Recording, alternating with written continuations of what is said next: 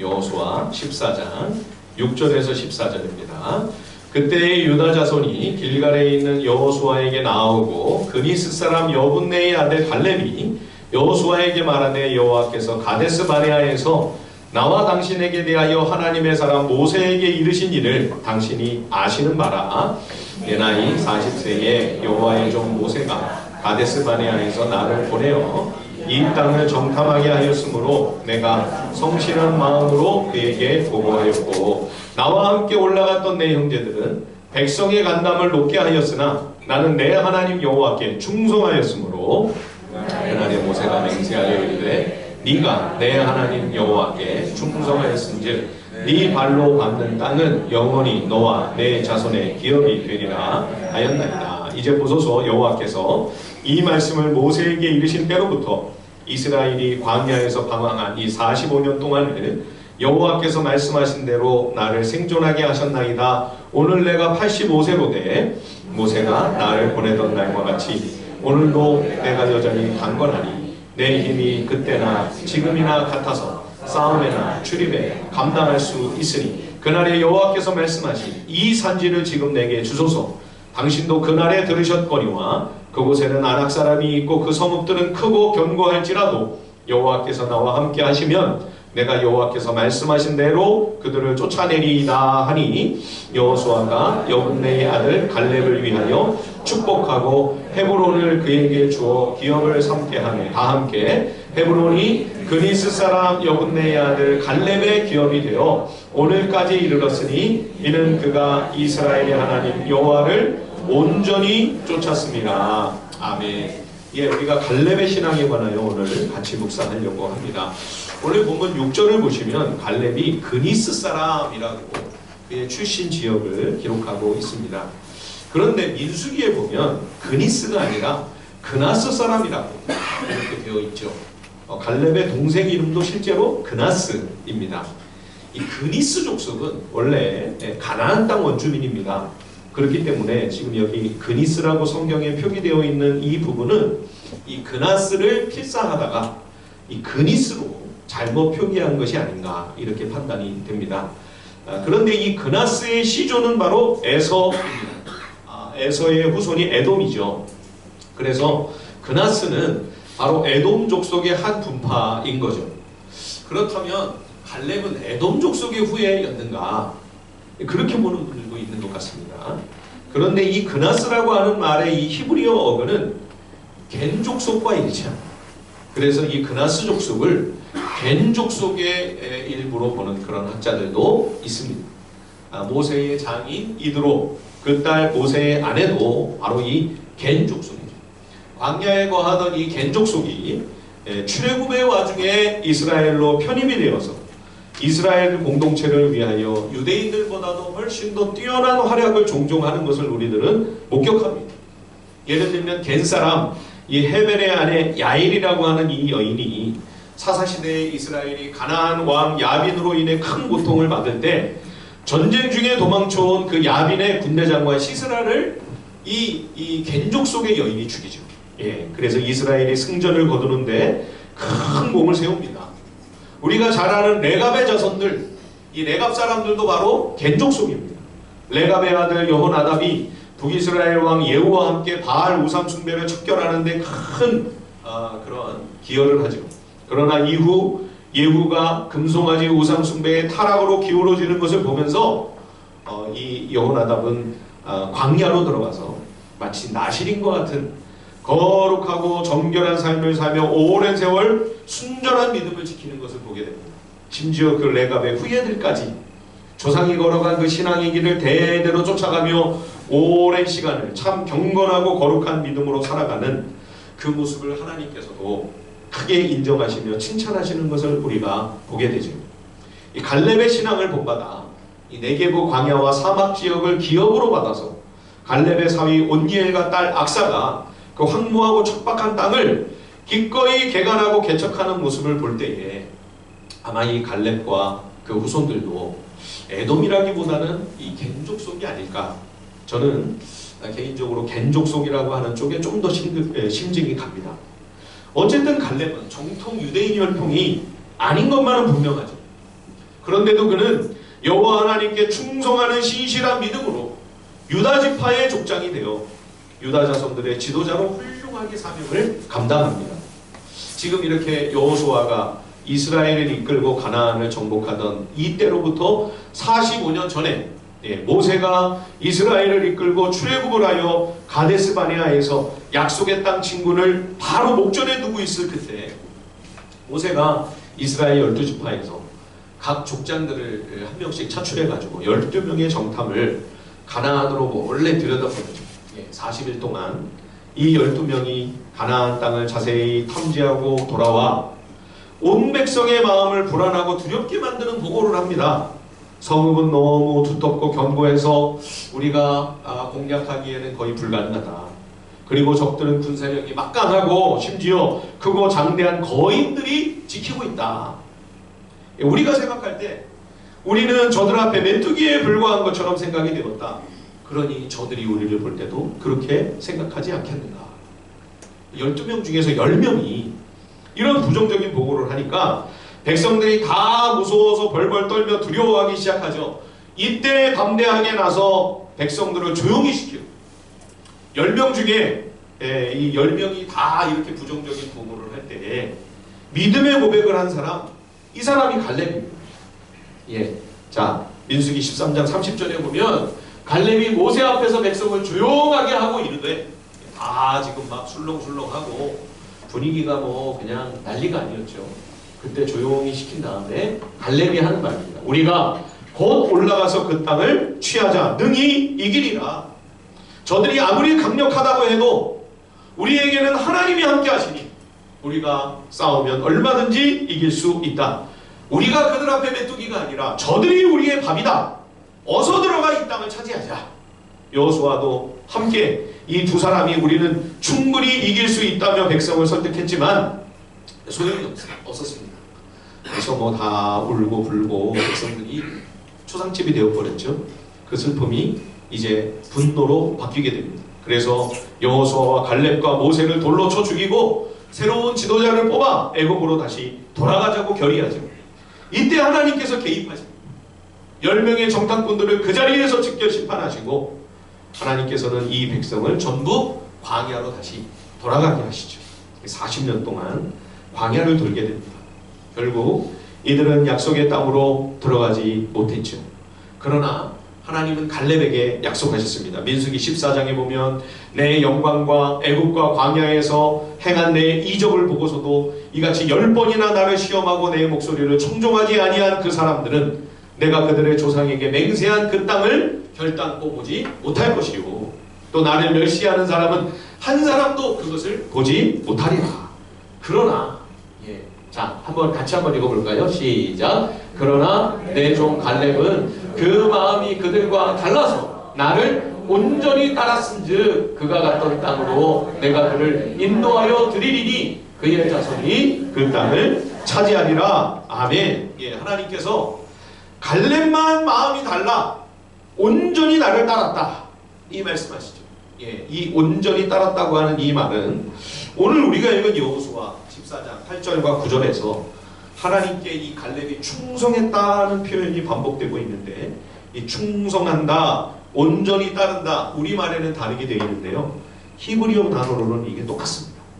글자 그대로 옮기면 이 충성한다는 말이 온전히 쫓다, 온전히 따르다 그 뜻입니다. 오늘 여호수아 14장 14절에도 온전히 쫓았다. 이게 지금 다 같은 말이에요. 민수기 14장 24절에서 하나님께서 친히 갈렙이 나를 온전히 따랐다 라고 하는 이 말과 같은 동일한 히브리어 단어인 거죠. 결국 45년 전이나 지금이나 갈렙의 믿음은 변함이 없다는 것입니다. 그는 여전히 충성된 사람으로 그때나 지금이나 예전이나 오늘이나 하나님을 온전히 따르며 주님만 의지하는 그런 믿음의 길을 걸어가고 있었던 거죠. 자, 그런데요, 하나님께서는 갈렙이 아닌 여호수아를 모세의 후계자로 세우셨습니다. 여호수아가 이스라엘을 이끌게 되죠. 그렇죠?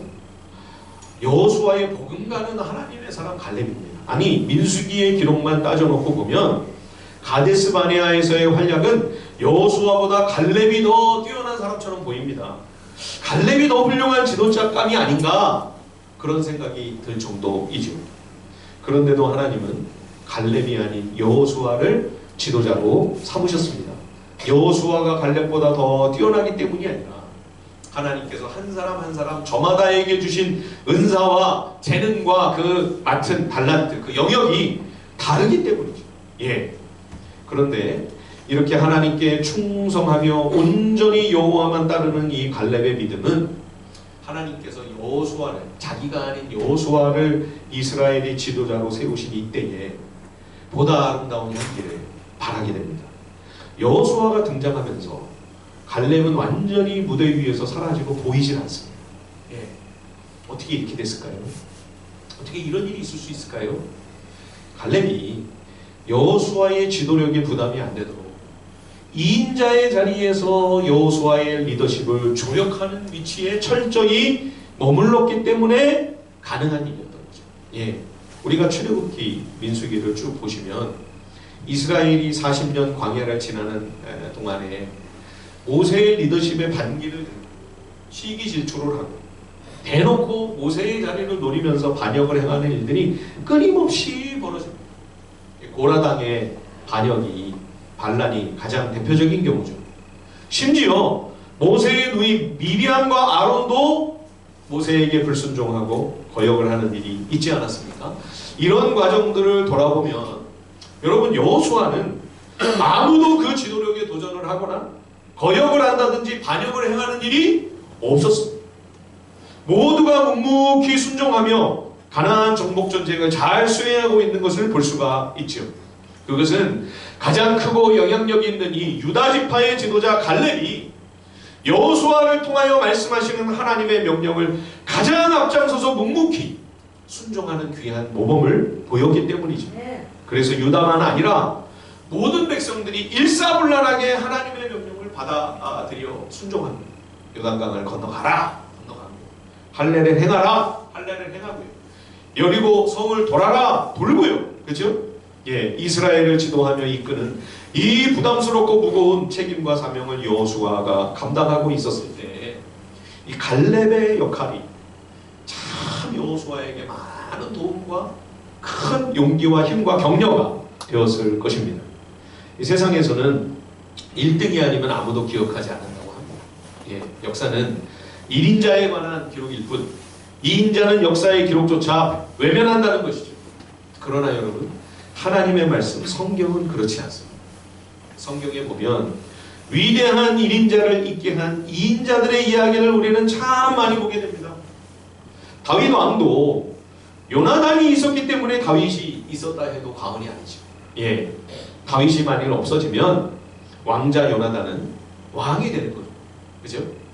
사울은 인간적인 탐욕으로 다윗을 제거하려고 했습니다. 그러나 그 아들 요나단은 생각이 달랐지요. 하나님 나라와 이스라엘을 위해서는 다윗이 왕이 되어야 된다고 하는 판단을 내립니다. 하나님의 계획과 뜻이 다윗을 왕으로 세우시는 것이다. 그죠? 하나님이 다윗에게 기름 부으신 것을 알았어요, 요나단이. 그래서 자기는 얼마든지 보위를 기꺼이 양보할 뜻을 품은 것이죠. 예, 그래서 다윗이 사울의 칼을 피하여 도망다니며 시리에 빠져 있었을 때 목숨 걸고 그를 찾아가 위로한 사람이 요나단입니다. 야, 내가 왕이 되는 거 아니야. 네가 왕이 될 거야. 하나님은 너를 왕의 자리에 앉히실 거야. 그거를 내 아버지 사울도 알고 있어. 예. 다윗이 얼마나 큰 힘과 용기를, 위로를 얻었을까요? 사도 바울도 마찬가지입니다. 여러분, 바나바가 없었다면 과연 사도 바울이 있을 수 있었을까요? 바나바가 있었기 때문에 오늘 우리가 알고 있는 위대한 사도 바울이 가능한 것이죠. 여러분, 이것이 바로 하나님의 나라입니다. 이 세상 나라는 서로 경쟁합니다. 상대방을 발로 밟고 올라가야만 내가 반드시 성공할 수 있다고들 이야기합니다. 그러나 하나님 나라는 그렇지 않습니다. 요나단과 바나바처럼 나의 도움으로 그가 주를 위해 가장 뛰어난 활약을 할 수 있다면 그를 열심히 조력하는 것이 하나님의 나라인 거죠. 나의 동역으로 그 사람이 주를 위해 더 위대한 헌신을 할 수만 있다면 최선을 다해 그를 열심히 돕는 것이 하나님의 나라입니다. 예. 세계적으로 유명한 지휘자 레너드 번스타인이라고 하는 분이 있었죠. 한번 어느 기자가 그에게 질문을 했습니다. 오케스트라에 수많은 악기들이 있는데 그 중에 어떤 악기가 가장 다루기가 힘이 듭니까? 그랬더니 의외의 대답을 합니다. 이 지휘자가 제2 바이올린입니다. 제1 바이올린은 멜로디를 연주를 합니다. 그러나 제2 바이올린은 그 멜로디의 화음을 얻는 역할을 주로 담당합니다. 예, 그래서 항상 주목을 받고 소리도 제일 잘 들리고 언제나 화려한 조명과 박수를 받는 것은 1바이올린이. 예. 그래서 제1바이올린을 훌륭하게 연주하는 연주자와 똑같은 열정과 똑같은 열의를 갖고 제2바이올린을 연주하는 그런 연주자를 찾는 일은 항상 어려운 일이라는 것입니다. 다른 악기들도 마찬가지예요. 플루트도요. 1연주자는 많이 있어요.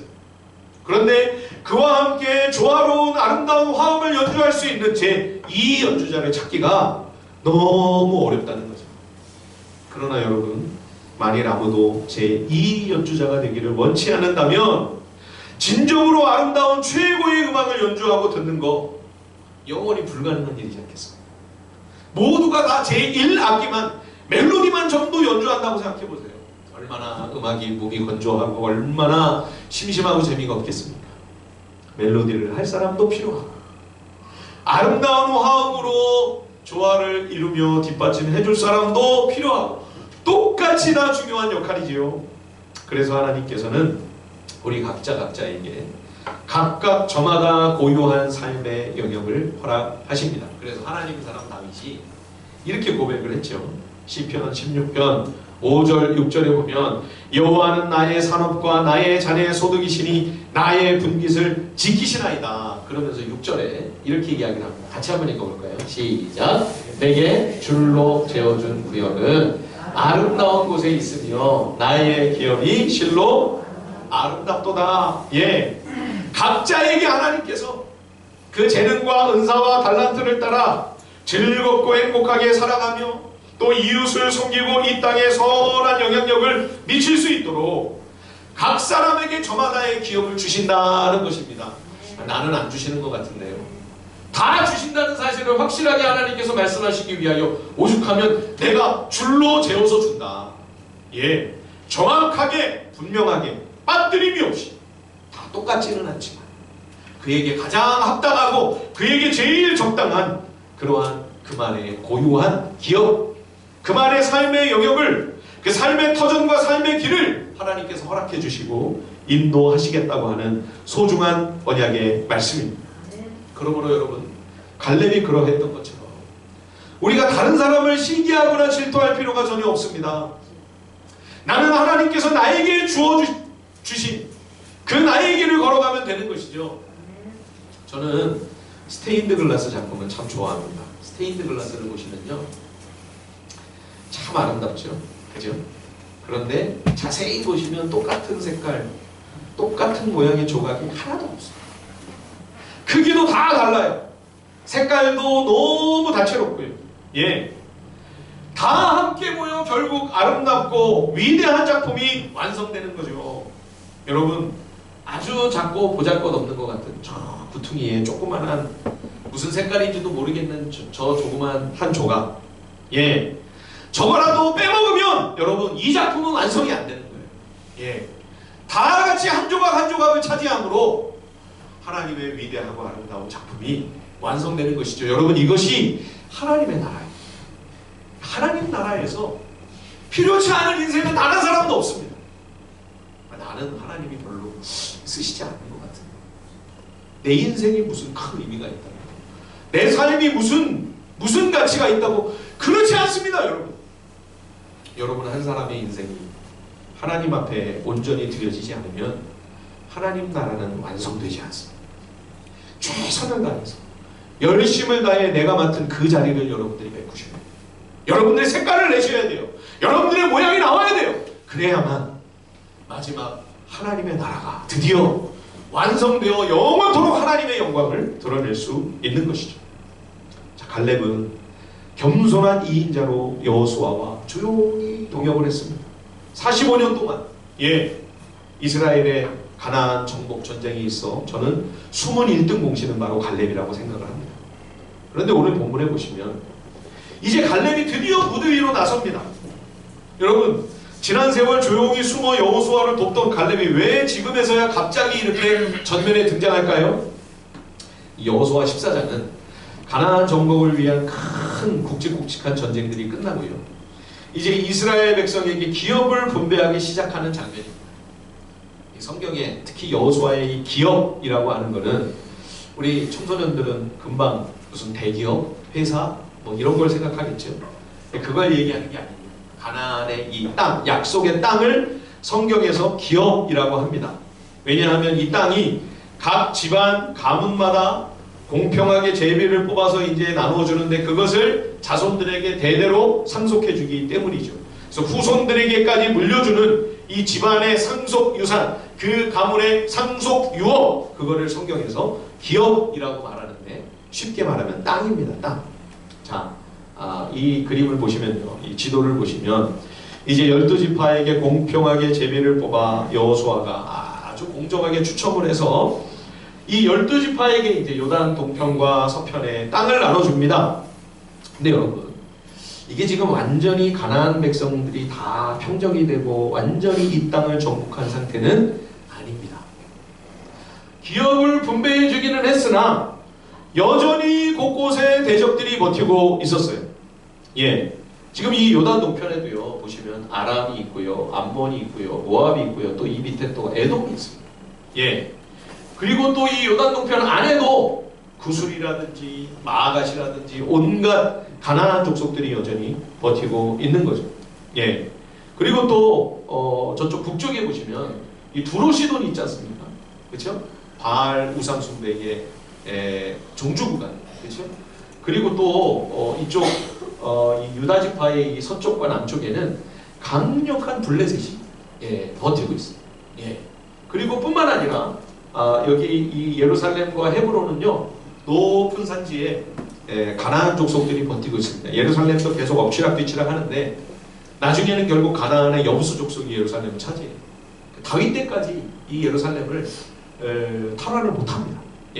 뿐만 아니라 여기 지금 에브라임과 므낫세 지역의 여기 산지에는 많은 강력한 무기로 무장하고 있는 가나안 족속들이 여전히 남아 있었어요. 그래서 지금 기업을 분배를 해주는 거는 이게 지금 땅을 소유하고 차지하는 게 끝이 아니에요. 계속해서 싸워서 그 땅을 온전히 차지해야만 하는 그런 책임과 사명까지 이 기업과 함께 분배가 되고 있는 것이죠. 그러나 지금 여호수아는 이미 나이가 많아 은퇴를 앞두고 있었습니다. 그리고 백성들은 약 지난 7년여에 걸쳐 계속 전쟁을 하느라 많이 지쳤습니다. 그래서 지금 이 땅을 분배를 받기는 하는데 계속 싸워서 이 기업을 온전히 차지하려고 하는 생각보다는 전쟁이 이미 끝난 지역만 차지하고 그냥 여기서 적당히 살자, 그런 분위기가 자꾸 확산되고 있었습니다. 그래서 지금 갈렙이 나서는 거예요. 85세의 고령인데도 45년 전 하나님께서 그에게 주셨던 하나님의 말씀을 잊지 않고 여전히 그 약속을 붙잡고 있습니다. 내가 하나님 앞에 충성하는 믿음으로 하나님을 온전히 쫓아 주님을 순종할 때 하나님께서 나와 내 자손들에게 이 약속의 땅을 기업으로 주신다고 분명히 약속하셨으니 내가 하나님을 지금이라도 믿고 올라가 저 헤브론 땅을 차지하겠습니다. 그러니 저 산지를 나에게 주십시오. 자, 이 말씀 우리 같이 한번 읽어볼까요? 여호수아 14장 12절입니다. 다 같이 함께 읽겠습니다. 시작. 그날에 여호와께서 말씀하신 이 산지를 지금 내게 주소서. 당신도 그날에 아낙 사람이고 그 성읍들은 크고 견고할지라도 여호와께서 나와 함께 하시면 내가 여호와께서 말씀하신 대로 그들을 쫓아내리이다. 심지어 오늘 본문 11절에 보면 자기가 옛날같이 지금도 건강해서 강건해서 얼마든지 전쟁터에 나가 충분히 싸울 수 있다는 거예요. 아무렴 그래도 그렇지 85세의 체력과 40세의 체력이 어찌 같을 수가 있겠는가. 그러나 갈렙은 하나님의 약속을 이루기 위한 소망을 가지고 건강관리를 열심히 잘 해오고 물론 건강이 관리만 잘한다고 되는 건 아니죠. 하나님께서 건강을 또 주셔야 되죠. 그러나 갈렙은 하나님께 그것을 맡겨놓기만 한 것이 아니라 약속하신 말씀을 이룰 수 있도록 스스로 자기 관리도 열심히 해온 것입니다. 이 헤브론은 예루살렘보다 더 높아요. 해발 900m가 넘습니다. 그 고지대에 강력한 성을 구축하고 있는 것입니다. 거기다가 거기 살고 있는 적들은 거인족이었습니다. 이 아낙 자손, 골리앗 같은 키가 크고 몸집이 거대한 사람들이죠. 특히 헤브론 성에는 세세와 아이만과 달메, 이 삼형제가 전부 거인이었습니다. 골리앗이 셋이나 지키고 있는 거예요. 예. 그러니 여러분, 누가 이 헤브론을 기업으로 원했을까요? 이스라엘 백성 중에 아무도 이 헤브론을 기업으로 준다고 해도 저는 사양합니다. 예, 헤브론만큼은 피하고 싶었을 거예요. 다들 올라가 싸워서 차지하기를 두려워하는 그런 땅, 가장 힘들고 차지하기 어렵고 촉박한 험지 헤브론입니다. 갈렙이 그 땅을 달라는 거예요. 지금 헤브론을 나에게 기업으로 주소서, 이 산지를 내게 주소서, 이 말이 바로 그런 의미입니다. 이 나이에도 갈렙은 살아계신 하나님을 믿고 의지합니다. 살아계신 하나님이 그 말씀이 그대로 이루어질 것을 신뢰하고 있었습니다. 그래서 갈렙이 믿음으로 올라갈 때 하나님께서 이 갈렙과 함께 하시고 헤브론의 이 강력한 대적들, 이 3명이나 되는 이 골리앗을 다 물리치고 이 땅을 결국 차지하여 그 기업을 갈렙이 소유하게 되죠. 예, 여러분, 이 갈렙의 이 선전은 그래서 사사기 1장에도 또 기록이 되어 있습니다. 예, 그 믿음이 너무나 귀하기 때문에 이 유다지파뿐만 아니라 온 이스라엘 백성들에게 갈렙의 믿음이 얼마나 귀감이 되었을까요? 얼마나 큰 도전이 되었을까요? 예, 갈렙이 85세의 나이에도 하나님의 말씀을 순종하며 불가능에 도전할 수 있었던 것은 그가 일평생 하나님과 동행하며 하나님 말씀을 온전히 붙들고 준행하는 삶을 살았기 때문입니다.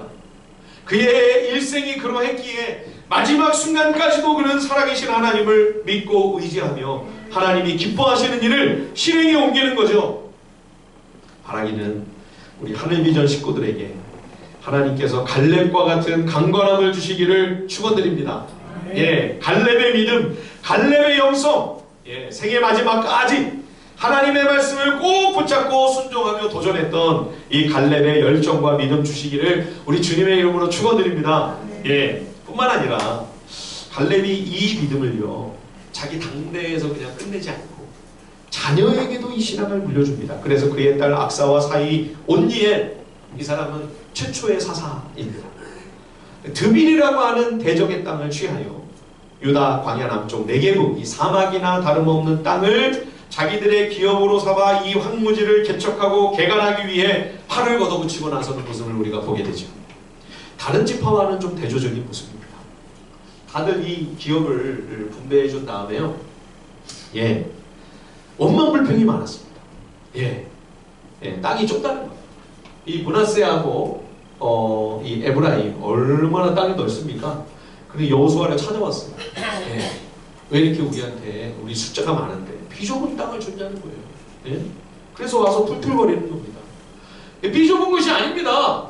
예, 산지에 있는 백성들을, 가나안 족속들을 쫓아내려고 하지 않고, 싸우려고 하지 않고, 전쟁하려고 하지 않고, 남아있는 이 평지만 갖고, 평탄한 땅만 갖고 나누려고 하니까 좁지요. 예, 그래서 여호수아가 책망을 하죠. 산지에 있는 저 적들을 몰아내고 싸워서 너희들이 기업을 온전히 취해라. 예, 좁은 게 아니다. 갈렙처럼, 온니엘이나 악사처럼 험지를 개척하고 개간을 하지 않으려 하니까, 그걸 갖고 남은 걸 갖고 서로 나누려니까 부족할 수밖에 없죠. 예, 오늘 우리 다음 세대도 같이 예배를 드리고 있는데요, 저는 우리 젊은 세대들을 향해 도전합니다. 할 수만 있거든 넓은 세계를 많이 다녀보시면 좋겠습니다. 여행보다 가장 좋은 배움은 없는 것 같아요, 저는. 예, 그래서 우리 부모님들도요, 할 수만 있으면 아이들을 바깥으로, 넓은 세상으로 기회가 되면 내보내세요. 할 수만 있으면. 예, 우리 청소년들 열심히 공부하고 대학을 가서요, 알바를 하셔가지고 배낭여행을 꼭 가십시오. 예, 우리 조카가 지난 학기에 미국으로 교환학생을 갔어요. 그리고 와야 되는데 아직 집에 안 왔다는 거예요. 왜 안 왔냐 그랬더니 방학 동안 3월달까지 아직 시간이 있잖아요. 남미를 여행을 간 거예요. 예, 딸이에요, 딸. 그래가지고 아니 여자애가 위험하지 않냐 그래가지고 걱정을 하는데 같이 간 친구가 있다. 예, 그래서 여자애 둘이 지금 대학생이 남미를 아르헨티나 가서 무슨 아사도를 먹고 예, 저 볼리비아 유오니 사막을 가고 페루를 들려가지고 남미를 한 바퀴 돌고 온다는 거예요. 2월 초에 온답니다. 너무 잘했다. 참 훌륭하다. 제가 그랬습니다. 우리 김요한 강사님과 함께 우리 다음 세대를 비전 트립을 가는 것을 지금 꿈을 꾸면서 기도하고 있습니다. 우리 젊은이들이, 우리 청소년들이, 우리 어린이들이 많이 나가서 봐야 합니다. 여러분 이 땅에서는요, 우리 대한민국에서는 모든 게 넉넉하고 부족함이 없어요. 예, 힘들다 해도 밖에 한번 나가서 보면 여러분 우리가 지금 살고 있는 수준과는 비교도 안 되는 그런 나라들이 얼마나 많은지 몰라요. 예, 미얀마, 베트남, 인도네시아, 말레이시아, 중국, 필리핀, 예, 캄보디아 얼마나 많은 나라들. 예, 너무너무 가난해. 얼마나 힘들고 어려운 그런 가운데 있는지 모릅니다. 우리 다음 세대가 가서 섬기고 돕고 봉사해야 할 일들이 너무너무 많습니다. 할 일이 널려 있어요. 이 좁은 대한민국에서 이 좁은 땅 안에서 할 일이 없다고 주저앉아 있을 때가 아닙니다. 얼마든지 할 일이 무궁무진한 저 넓은 세계로 나가서 저 넓은 땅으로 예, 우리 주님과 함께 동행하며 나아가 갈렙처럼 예, 나가서 섬겨야 되는 거죠. 이 산지를 내게 주소서. 예. 자, 우리 마지막 14절 말씀 한 절 우리 같이 읽고 오늘 말씀을 마치겠습니다. 14절 다 함께 한번 큰 목소리로 같이 한번 읽어보겠습니다. 시작. 헤브론이 그리스 사람 여분네의 아들 갈렙의 기업이 되어 오늘까지 이르렀으니 이는 그가 이스라엘의 하나님 여호와를 온전히 쫓았습니다. 예, 갈렙은 85세의 나이에도 45년 전 40대의 신앙과 열정이나 지금 오랜 세월이 지난 그의 신앙이 전혀 변함이 없습니다. 하나님께서 우리에게도 끝까지 변치 않는 열심과 믿음 주시기를 간절히 축원합니다. 예, 뿐만 아니라 갈렙의 신앙이 자녀들에게 그대로 계승된 것처럼 예, 우리 가정들마다 우리의 믿음이 우리 자녀손들에게 이어져서 그들도 온전히 하나님을 쫓으며 순종하는 복된 주의 백성들이 다 될 수 있기를 우리 주님의 이름으로 축원드립니다. 우리 시간에 함께 찬양하고요. 주님 앞에 같이 한번